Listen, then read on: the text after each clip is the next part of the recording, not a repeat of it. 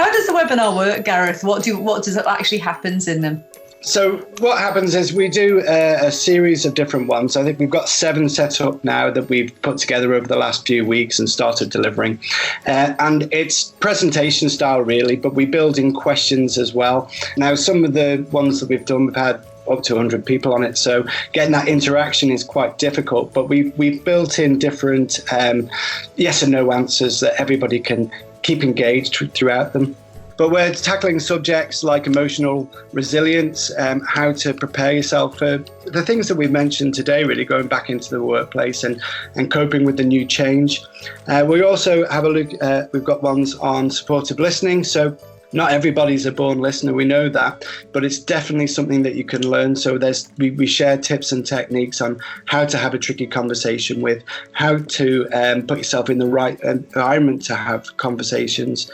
And then the final one that we're going to do next week is called the stress bucket, which is all about the emotional reactions we have when faced with stress and ways that we can go around coping with coping tools to address these. And can people literally just sort of log on to these and just sit and listen? They don't have to sort of interact and sort of take part in a way? Absolutely. If somebody gets something out of it and it helps somebody, that's our aim as a charity, is to try and give people tools to help. And as mentioned before, if people are finding it difficult to log on, there are recorded versions on our IsleListen YouTube channel, which are also free of charge. We're not charging for any of these. We just want to be able to get the resources out there to support people.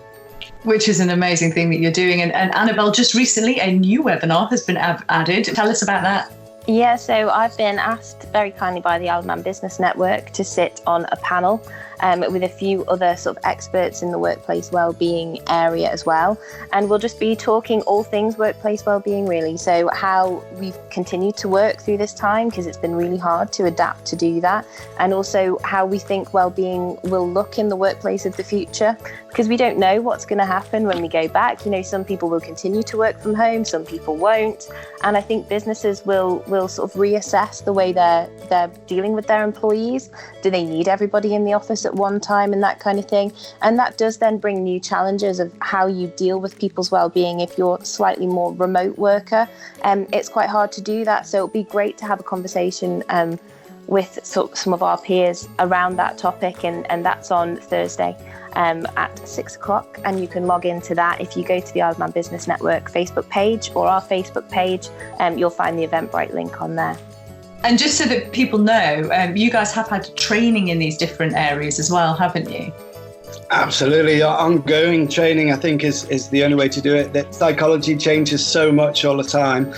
We're really lucky to have a backing of cognitive behavioural therapists. We've got art therapists, a professor of psychology who shapes the way that our courses are put together and how we can put them out.